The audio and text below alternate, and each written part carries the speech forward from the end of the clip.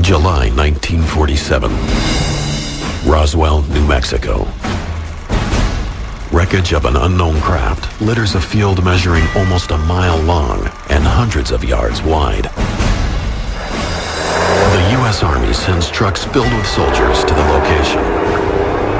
Their mission, to secure and retrieve everything from the crash site. The military initially calls the craft a flying disc in a press release.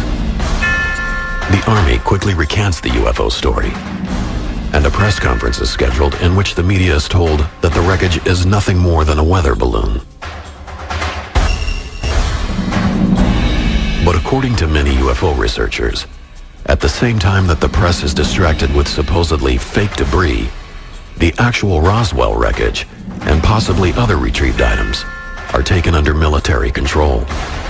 They are surreptitiously flown almost 1,500 miles away to a military base in Dayton, Ohio, named Wright Field. According to UFO legend, its precise destination is a hangar on the base, Hangar 18.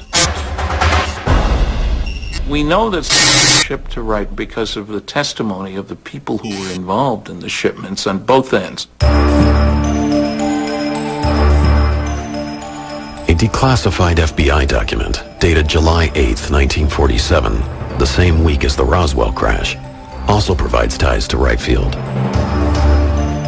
The object found was the radar reflector, but that telephonic conversation between their office and Wright Field had not borne out this belief. Disc and balloon being transported to Wright Field by special plane for examination. Soon after the Roswell debris arrives, the class of 1947 from the military's elite airman training facility, the prestigious Air War College, is flown to Wright Field to investigate. One of the officers on scene is a battle-tested hero of World War II, a fighter pilot whose reputation earns him the nickname Black. But nothing would prepare Marion Magruder and his classmates for what they would witness at Wright Field. It would change their lives forever. He saw metal that was very pliable, that you could wrinkle up in your hands, and then it would go right back into shape, and it was very light, and yet you couldn't tear it apart. He saw parts of wreckage of what were extraterrestrial craft. He saw bodies, and he also saw a living being. He said that it was childlike, very thin with an oversized head and long arms with 4 digits. My father referred to the fact that we killed it. I'm sure we did not do it on purpose, but they were experimenting, and obviously we did not know how to make this entity live. But this being did die. And the way he referred to it is, we killed him. According to his son Mark, Lieutenant Colonel Magruder and his classmates are sworn to secrecy under threat of court-martial. Because of this, he keeps his secret for 50 years, even from his family. But in 1997, his health fading, Black Mac begins to open up to those closest to him. I said, Dad, are you finally going to tell us what you know so that we will know? And at the time, he said it was an awesome secret to carry all of his life, to know that there were more than us on this earth, and to not be able to tell anybody.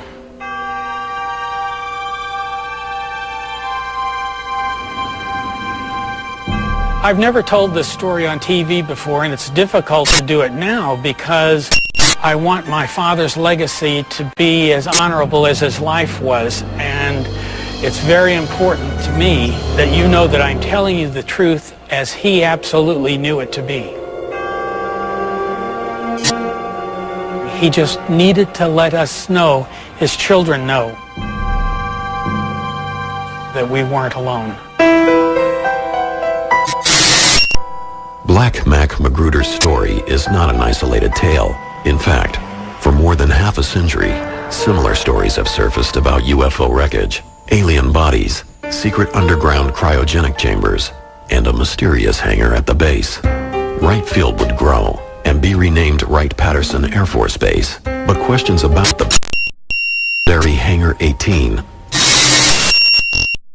Hangar 18 has always been a mystery at Patterson Air Force Base. If you want to know the truth about UFOs, about the craft, the debris, probably the records, Wright-Patterson Air Force.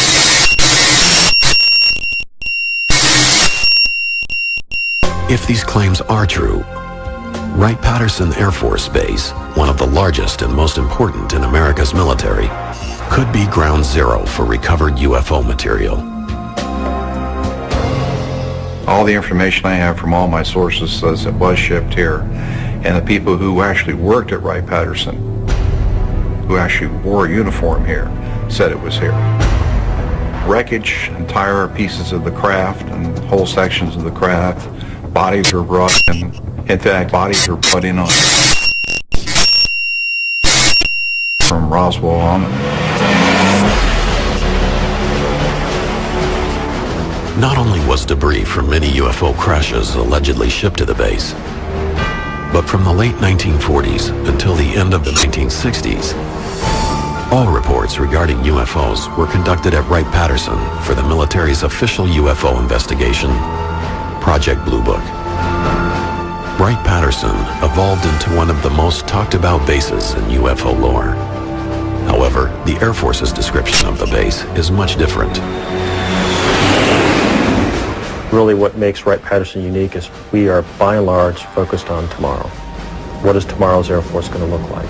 What kind of airplanes will we fly? What kind of weapons will be on those aircraft? What kind of technology will be in the cockpit? We have the Air Force Research Laboratory here. We buy all of the aircraft in the United States Air Force through the offices that are here. We are responsible for all of the flight tests, all of the science and technology. We're also responsible for all of the major intelligence that's done for air and space. That goes on in technology may be classified because we're trying to protect the technology that we develop to make sure that we provide our soldiers and our airmen the best advantage.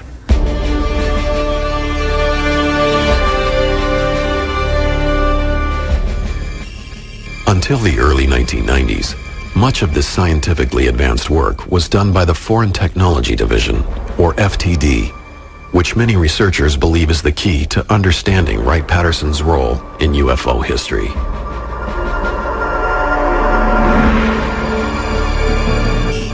The Foreign Technology Division was the Air Force unit that was responsible for scientific and technical intelligence as it applied to the air and space and missile capability of mainly the Soviet Union.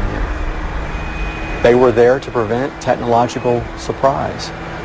They were the experts in the bad guys' equipment. Wright-Patterson has a history of duplicating Russian equipment, German equipment, and reverse engineering it. Why would they not do the same thing with extraterrestrial technology? And so there's no question in my mind that's exactly what we're doing. Coming up, a second major UFO recovery and a second secret trip to Hangar 18. You saw two bodies through the porthole slumped over.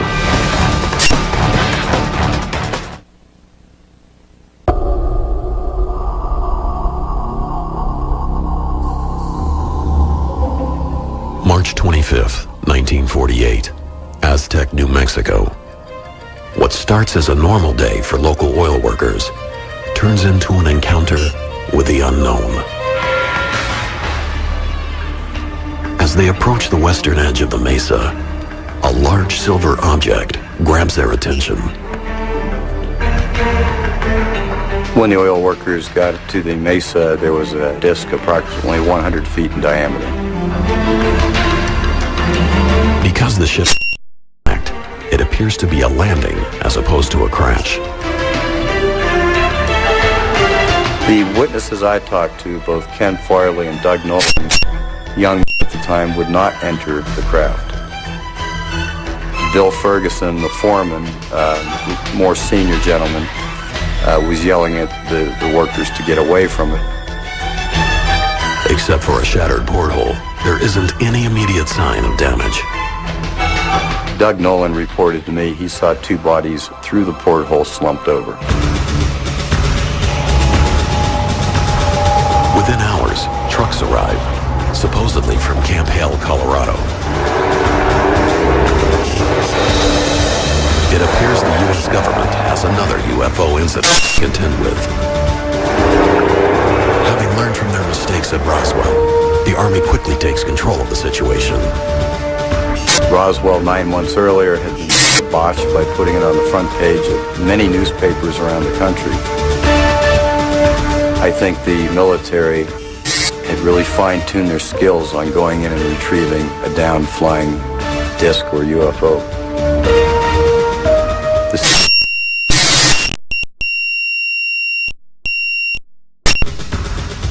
They separated the locals and reminded them of their patriotic duty for the United States and swore them to secrecy.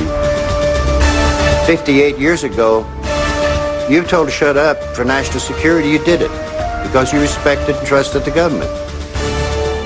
The military wanted that craft immediately, and they would do whatever it took to get it out of there.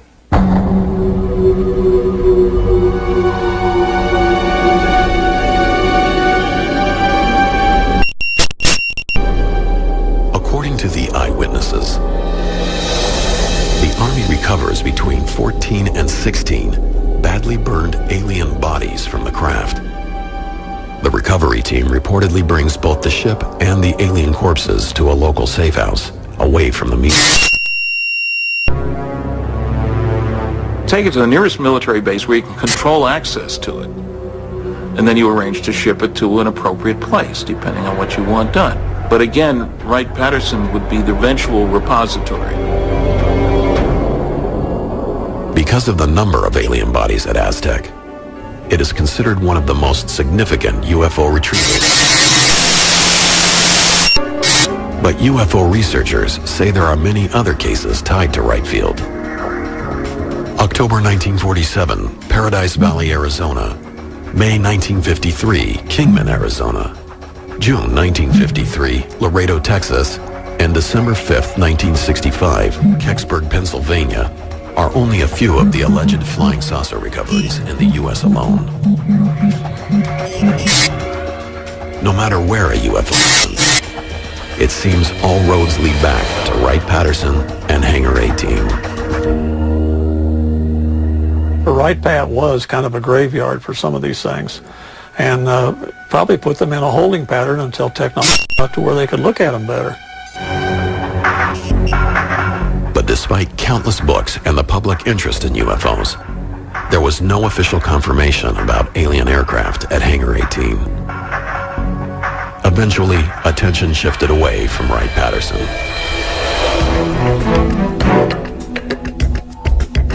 Interest was revived, however, in 1978, when UFO researcher Leonard Stringfield gave a speech at the annual Mutual UFO Network, or MUFON Symposium, coincidentally held in Dayton, Ohio, Wright-Patterson's home.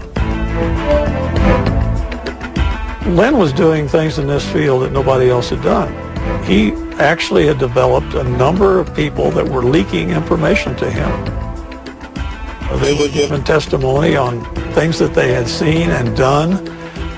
Not just one person, but a whole entourage of people that he developed a trust where people knew they could trust him and he wouldn't expose them, and they could get information and he could correlate it with others and determine what's real and what isn't.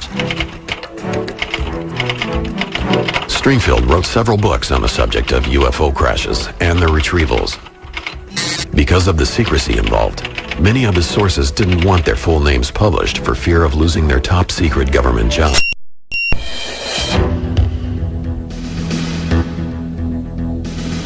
Among the stories of wreckage being stored at Hangar 18 at Wright-Patterson was a tale about a Navy pilot identified only as PJ, who, along with several others, accidentally entered a restricted hangar.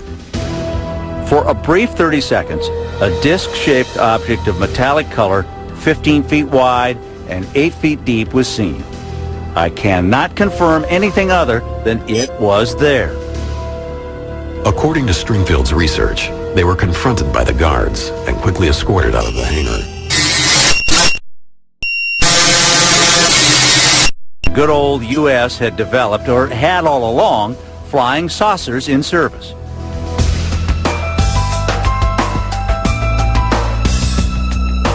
As these stories started surfacing, other witnesses came forward. UFO researcher and Aberdeen, Washington police detective James Clarkson located June Crane, a former employee of Wright-Patterson from the Roswell era. She agreed to sit down with him for an audio interview in 1997, and Clarkson has consented to allow the History Channel to air this interview for the first time on television. Crane's story dates back to the early 1950s. According to the documents she supplied to Clarkson, she was a clerk typist with access to top-secret information. One afternoon, a lieutenant surprised her with a piece of unusual metal. He threw it on my desk, and he says, "June, you're a good wrecker. Tear that thing apart. Break that up." And I took it, and I bent it, and I twisted it, and I laid it back down, and it got right back to the same shape. So it's fairly thick, but it doesn't weigh anything. But it had no weight at all. It was like a feather. I said, "Well, what is it?" And he says, "Piece of a spaceship." I said, "I just come back from New Mexico, and I brought it with me."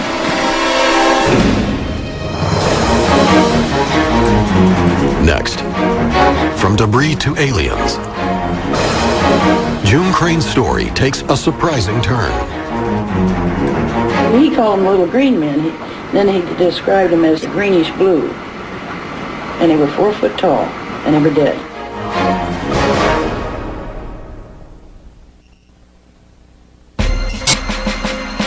It is the early 1950s.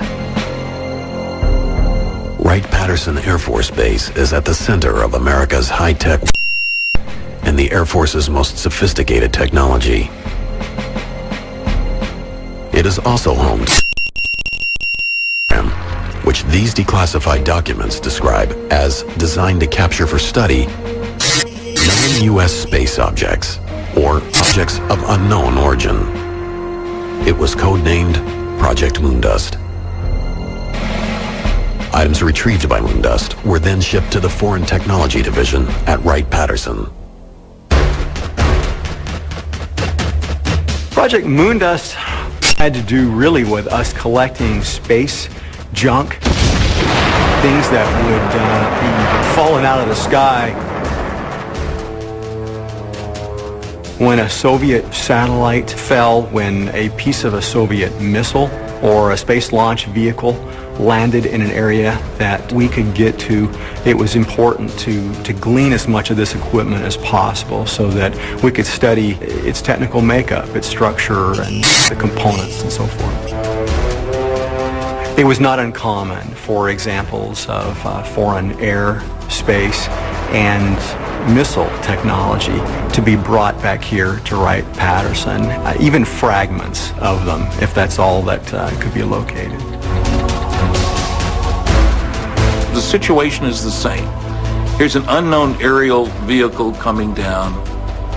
Let's keep people away from it. Let's grab the wreckage ourselves.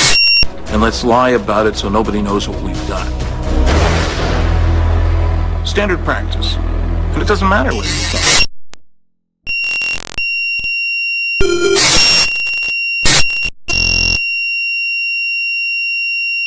These recoveries was clerk typist June Crane.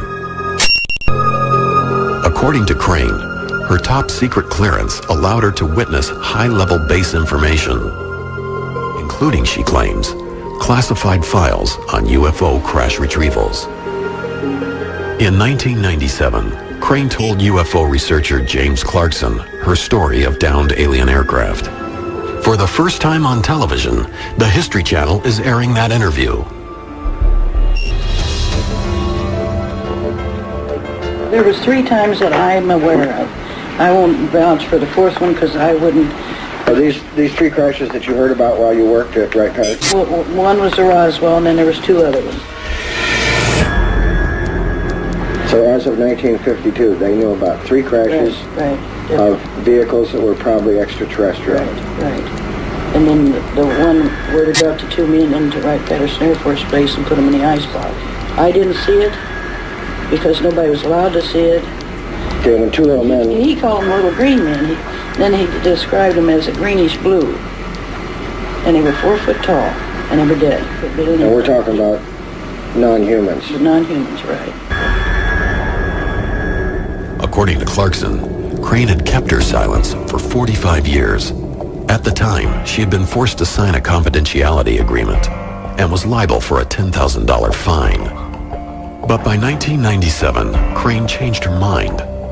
In an email from Clarkson to UFO Files, he explains June had told him, "I'm 72 years old. What are they going to do, shoot me or put me in prison? I think I can handle either one." June passed away in 1990.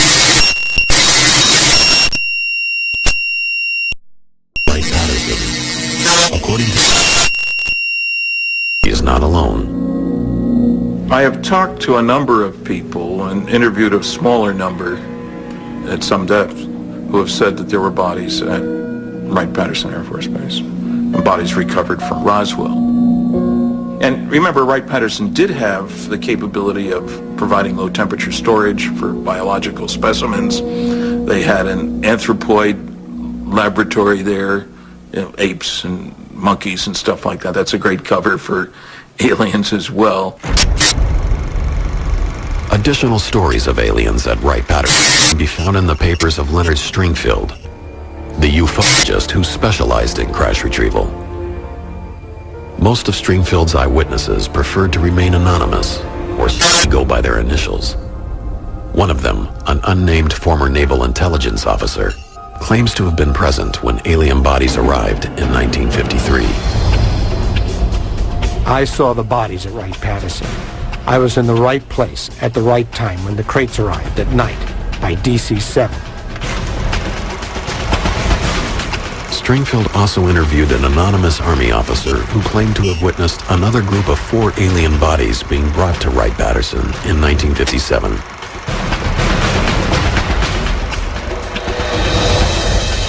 According to the general, the 4 bodies, approximately 5 feet in height, were sent to Wright-Patterson Air Force Base, where he had seen them in a deep freeze morgue, kept at approximately 120 degrees below zero for preservation.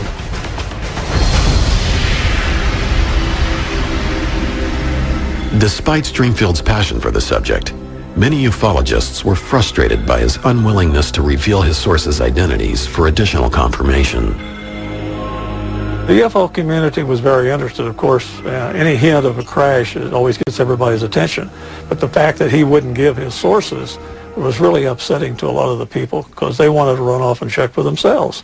And rightly so, why not? I've tried to tell people he should be given credit for speaking out, for collecting. But let's not take anything he said as gospel because we need verification and validation. And very rarely did Len have that. But not all to remain anonymous. Respected UFO investigator Ted Phillips told Stringfield he'd been given access to several top-secret photos that showed details of some of the alien bodies supposedly stored at Wright-Patterson. The hand had long, thin appendages, fingers, I suppose.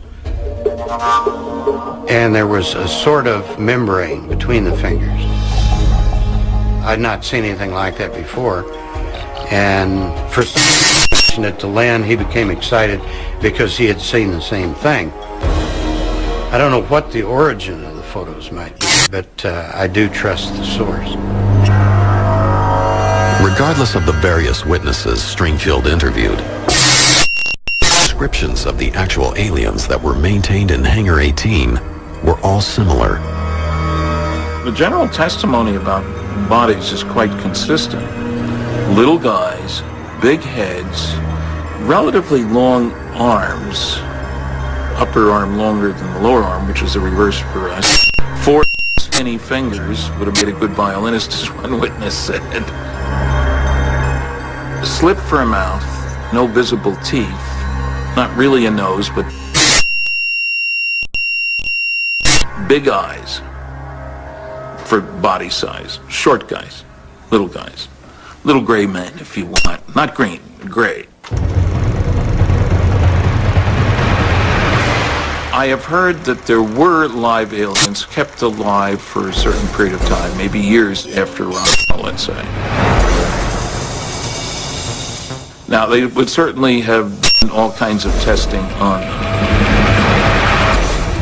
If you hit a body of an occupant of a crash flying disc, you would definitely autopsy it and try to figure out how its physiology was different than that of humans, how its DNA was different than that of humans. In some pretty advanced investigations, I'm sure. Now, if this was coupled with analysis of test results from live aliens, then you'd really have a very exciting biological study project.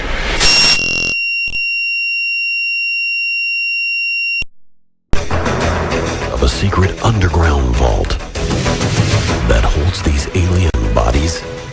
The biggest kept secret was the huge cryogenic that were required to support and preserve these bodies.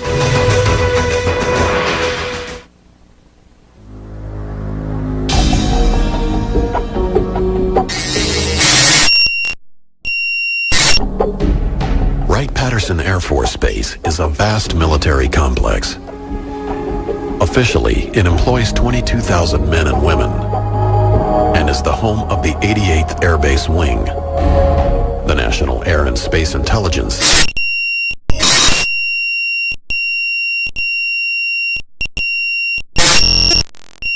In 1947, there have been rumors linking the base to the storage and study of UFO crash remnants and even alien bodies. The military says none of this is true, but those who've studied it say Wright-Patterson is large enough and secure enough to hold a multitude of secrets.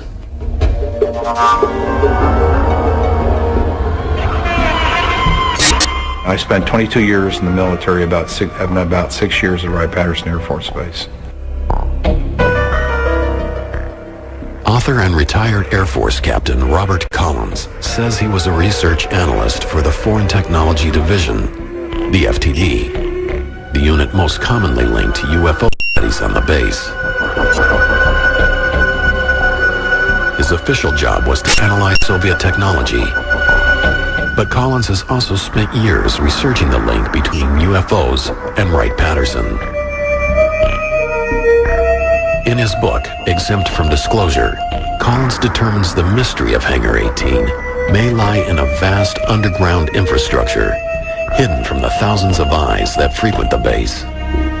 The reason you don't want to use hangars and the reason you want to use underground vaults is because you want to keep things under cryogenic temperatures and you want to keep it cold and you want to keep it secure. Then the underground vaults would be the ideal place to keep it. Now, we do have a lot of evidence that supports the idea that these vaults were there.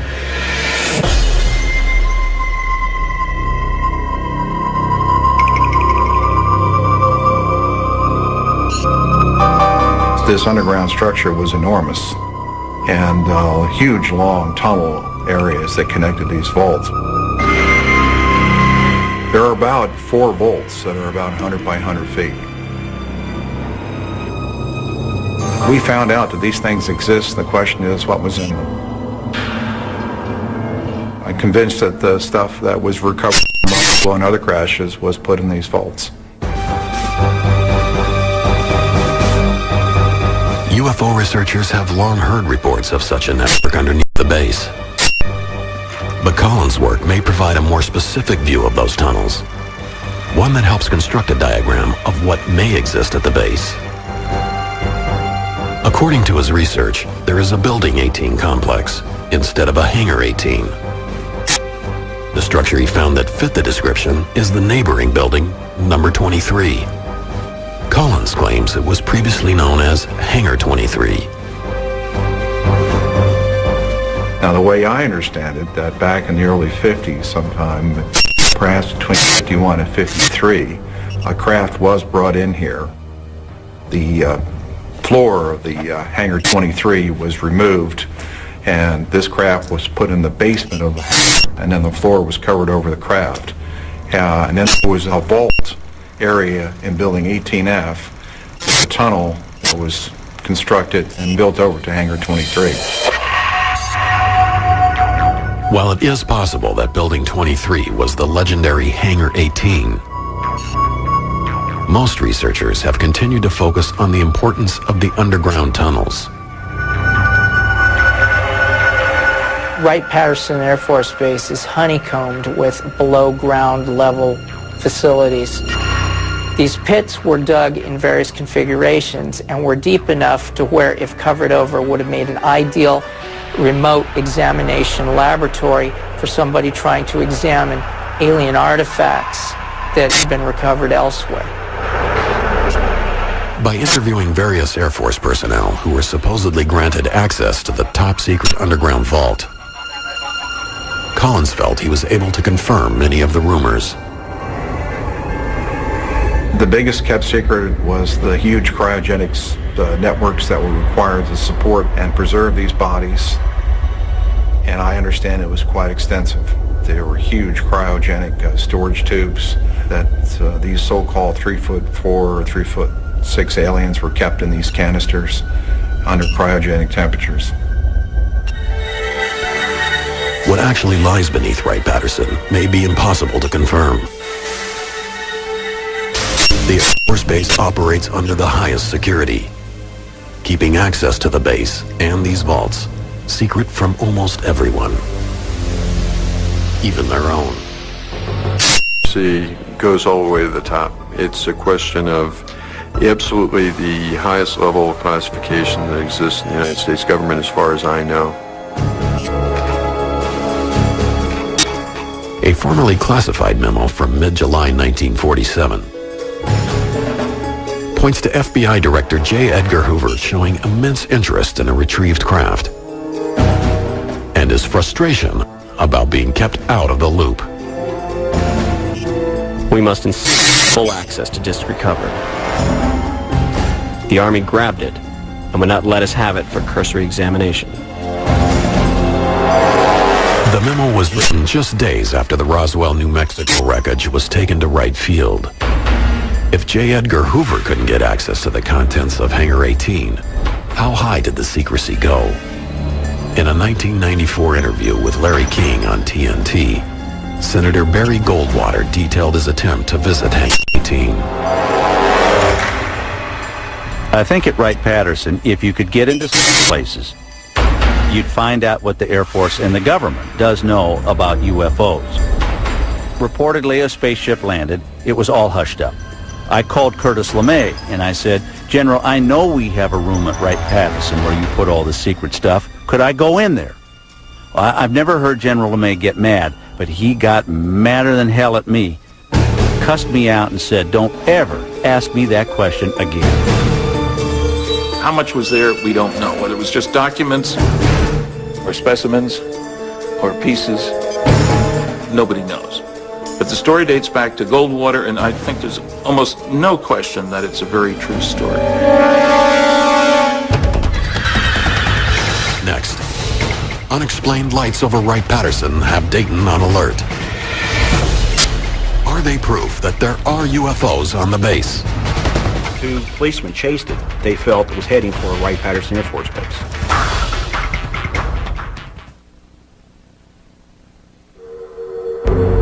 They are schematics, once classified as secret, designs of a craft that appears to be a flying saucer. Various unconfirmed stories have emerged of disc-shaped vehicles being developed at Wright-Patterson Air Force Base.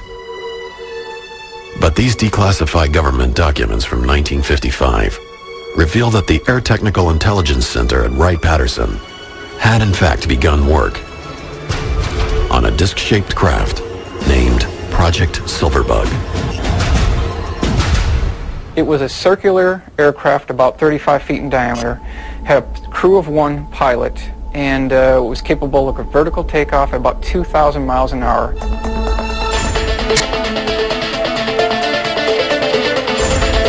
There are witnesses who swear it eventually flew, but most accounts state that Silverbug probably remained on the drawing board. But Project Silverbug wasn't the only example of the military's interest in disc-shaped vehicles. 11 years later, a former pilot who was walking through the hangars at Wright-Patterson during a reunion of his squadron, the Flying Tigers, says he accidentally saw a similarly designed aircraft. Mr. Warren Botts, who had an inquisitive mind at the time, was going through these different hangar bays. When he got to hangar number 4, Bay E, he went through the doorway there. There was an armed guard at the facility who did not see him in the beginning. He started approaching the port main landing gear to investigate it, and that's where the guard stopped him, questioned his authority, and told him he was not supposed to be in there. But he did see a very large monster, his words, of an aircraft that was 116 feet in diameter, at least 12 feet off the hangar floor. Although the name of that specific project has never been disclosed, the U.S. military was apparently interested in a craft that could have looked like this. With Wright-Patterson's history of reverse engineering foreign technology, is it possible that some of the military's advances were gained from retrieved UFOs? I think we've made a great deal of effort to learn bits and pieces based on both the recovered wreckage and the instrument data from tracking UFOs. I don't think we've yet learned how to duplicate that technology overall, that is to build something that could fly the way saucers or motherships do.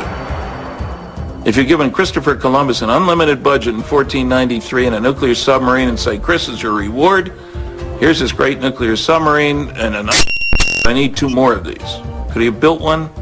Not a chance. Summer 1980. Mysterious lights fill the night skies above Wright-Patterson Air Force Base. Newspapers and countless eyewitnesses report the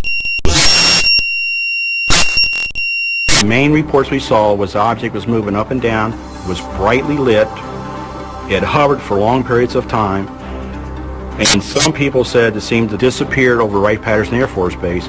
But the biggest thing that gave us what we felt was the conclusive evidence that was something from Wright Field was when the 2 Middletown policemen chased it. They chased it for a long ways towards Dayton, Ohio, and then lost it in an area where they felt it was heading for Wright-Patterson Air Force Base. Wilhelm, a retired Army Master Sergeant and UFO investigator, suspected the military may have been secretly testing the newly developed Harrier jet on the base. The British-designed craft combines the vertical abilities of a helicopter and the forward thrust of a conventional jet. After releasing his findings to the media, Wilhelm was quickly contacted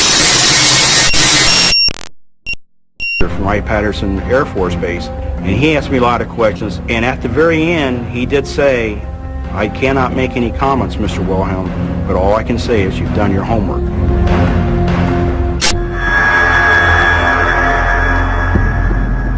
So a lot of things that people think they see that's strange doesn't mean it's a craft from another world. Most of the time, it's our military developing some of our technology, which we need very badly. And it's the reason why they don't say a whole lot. And I commend them for them, and I back them up 100%. The Harrier incident raises another possibility about activities at Wright-Patterson. Perhaps many of the legends about Hangar 18 are actually a cover-up for top-secret military programs. I think it's important to keep in mind that the government, in association with Air Force OSI Counterintelligence Division, would really like to extend the alien myth as a cover to hide their own deep black programs. Well, it means that they want everyone to believe that what you're seeing out there is extraterrestrial, and we do not have the technology to duplicate what we're seeing in the skies. I think to the extent that they can confuse or disinform folks about flying discs and make it look like a terrestrial innovation, the more they'll do that. It's in the government's best interest to distribute disinformation if you want to keep a secret. The debate over Hangar 18 and Wright-Patterson Air Force Base may never be completely resolved. I would say upward of over 80% convinced that it's true. There was wreckage there. There were bodies brought there. Research was done here up to maybe 81 or 82, and then they packed everything up and moved it because of security leaks. That's when all the little stories about green men ceased, about that time frame. Most researchers speculate that any work being done involving UFOs at Wright-Patterson may have been relocated to another top-secret base, Area 51, the mysterious airfield hidden in the Nevada desert. Area 51 developed because of its location, away from anything. And Wright-Patterson is in Dayton, Ohio. It's in the middle of a major town. So I think Area 51 would have been the ideal location.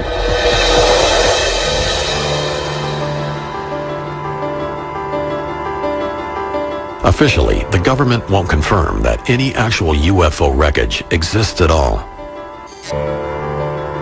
Despite the denials, there are government documents that indicate that wreckage from Roswell and other mysterious crashes were shipped to Wright-Patterson for purposes of examining the debris. Government programs existed that show the airbase had an interest in gathering any foreign space vehicles it could locate. And there is testimony that the government wants to keep all of this under wraps, even from some of its most prominent officials. But why? What is the truth behind the legend of Hangar 18? Nobody can conclusively prove without hard evidence that we do have alien bodies. It's all just rumor and speculation. It's so much more romantic to think that we have it is, but again, no concrete physical evidence has appeared after 60 years of this mystery. There really was a Roswell spacecraft. There really were other UFOs that were recovered by forces loyal to the United States. It's just that the classic Hangar 18 was more of something that you would see in the movies, and it was part of the rumors that circulated the UFO community for well over 35 years. The bottom line is that since we've collected flying discs, we're not going to throw them away. They either exist at Wright-Patterson or they exist in an underground facility somewhere in the U.S. West. Wherever it is, they exist in a warehouse under U.S. control and they haven't been thrown away.